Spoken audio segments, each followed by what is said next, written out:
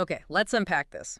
Welcome back to the deep dive, where we take complex source material and, well, we give you the absolute fast track to expertise. That's the goal. Our mission today is to decode the blueprint of modern digital fame by analyzing, truly one of the most significant careers in internet history. We're examining a story that really uh, redefined what a career can even be in the 21st century, and analyzing the trajectory of a figure as influential as Felix Arvid Ulf Kjellberg. It's far more than biography. Right. It's about analyzing the fundamental architecture of sustained digital success. And that structure is what we're here to extract for you. And our focus today is on navigating that very specific map of modern success, drawing from a formal retrospective analysis. The source we're diving into is titled Uthalakio, The Path to Success of PewDiePie. And the very existence of that document is important. It is. The fact that a structured analytical document, and this is coming from, a non-Western academic viewpoint, exists to dissect this career, that tells us there are identifiable, teachable patterns here. Absolutely. And just to be clear, we are not here to retell the story of his videos.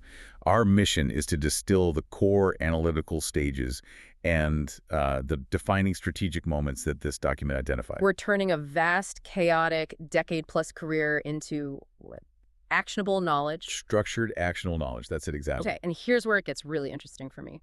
We're dissecting the results of the analytical framework. We want to know what the analysts found when they turned his career into a kind of formula, segmenting all that chaos into concrete stages of success. And that segmentation is critical. The source title implies a deliberate, measurable path.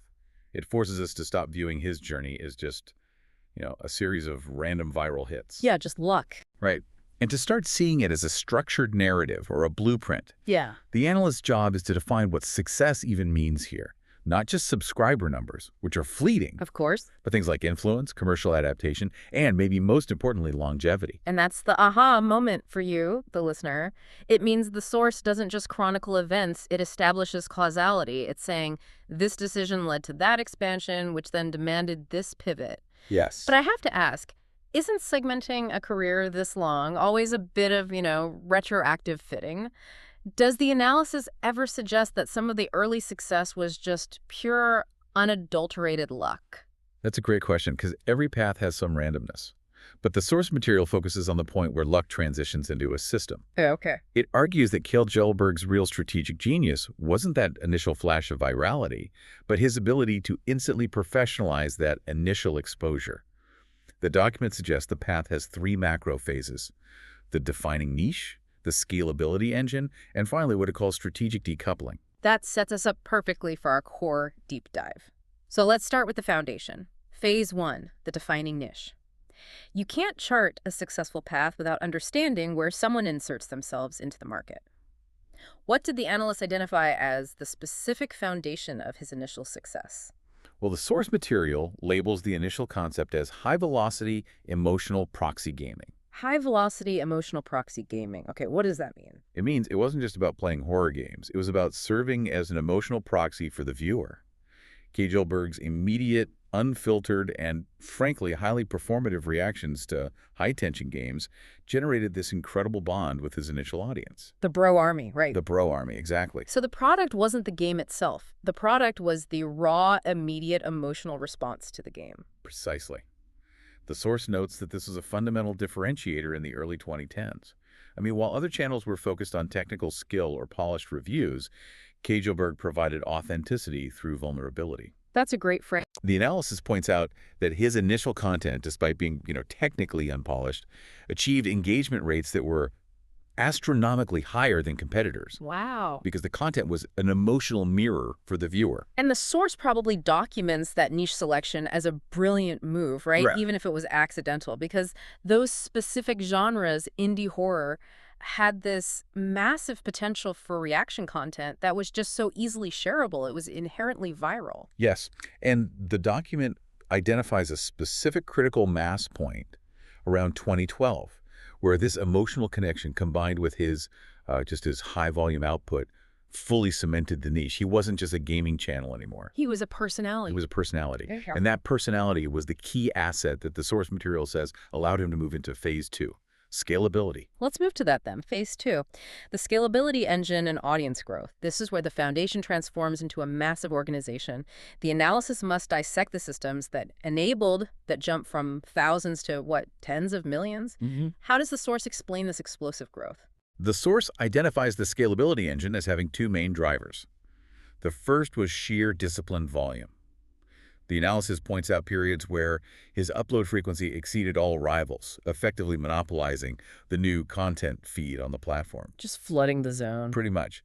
But the second driver, and this is probably more crucial for the learner, was what the analysis terms algorithm taming. Algorithm taming. I like that. So they're saying he didn't just succeed within the algorithm, he strategically adjusted his output to maximize its reward system. Precisely. The source material analyzes the shift in his content structure over time.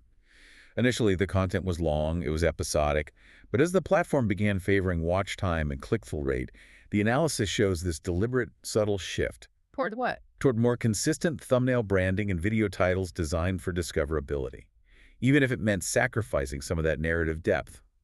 The source highlights this shift not as an artistic choice, but as a strategic business adaptation. It was necessary for scale. That is a crucial takeaway. It validates the idea that even seemingly organic digital growth requires professional, strategic decision-making.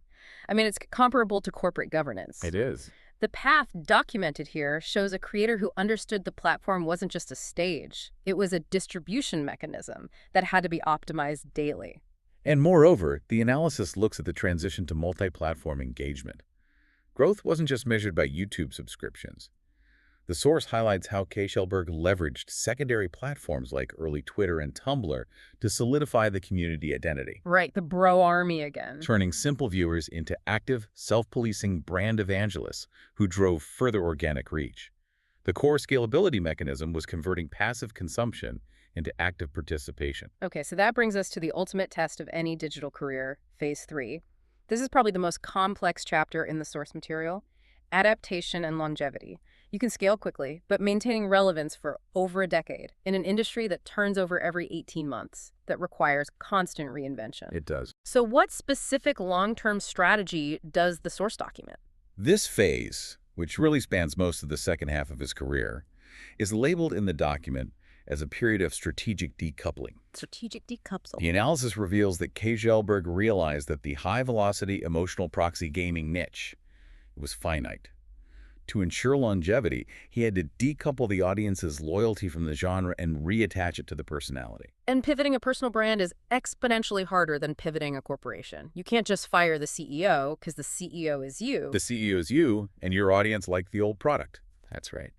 The source provides a timeline showing a 3 to 4 year strategy of controlled detachment. How did he do that? It involved slowly introducing non-gaming content like vlogging, commentary, cultural reviews, which diversified the content portfolio.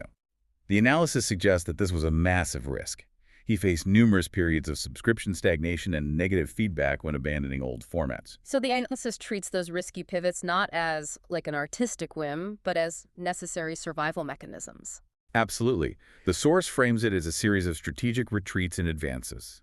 One of the most documented findings is the successful shift into the meme review and ironic commentary space. A huge shift. A huge shift. And the analysis argues that this move wasn't just chasing a trend. It was a high-level strategic decision to change his role from an entertainer who plays games to a cultural commentator who reacts to the internet itself. That's critical for anyone trying to build longevity. You're trading a single volatile product, in this case gaming, for a permanent platform. Yep. The entire internet culture. The source suggests this cemented his status as a commentator, not merely a niche creator. It secured his brand permanence. The analysis dedicates significant time to discussing how he leveraged his own controversies and audience management techniques during this phase. Interesting. Instead of allowing external criticism to define his brand, the strategic decoupling allowed him to internalize and use that controversy as part of the meta-commentary. He transformed external pressure into content fuel. Wow. And this ability to absorb and redirect cultural shocks is what the source defines as the ultimate measure of adaptation success. So the document is essentially saying that the final and most profitable niche he found was himself an observer, a leader, and a reflector of digital culture. Precisely. By analyzing the data from this period, The source validates the idea that true longevity requires a creator to be willing to destroy their original successful formula in order to build something bigger. Which is terrifying. Terrifying. If you're in a market that is constantly being disrupted, the adaptation chapter of this analysis is your textbook. So let's bring this all together. What does this deep dive into the source material, into the path to success, mean for you, the person listening, looking to absorb this expertise quickly? The value is less about the specifics of gaming and more about extracting these high-level, universally applicable strategies. It provides 3 core takeaways that really transcend the subject matter. First, success requires defining a unique niche, not just in content, but in emotional connection, the high-velocity emotional proxy. Right. Second, scalability relies on disciplined frequency and the strategic taming of distribution platforms, not just quality alone. And third, longevity is secured only through high-risk strategic decoupling, the constant willingness to redefine your brand before the market forces the change upon you. And that means the path of Felix Arvid Ulf Kjellberg isn't just a biography of a digital pioneer.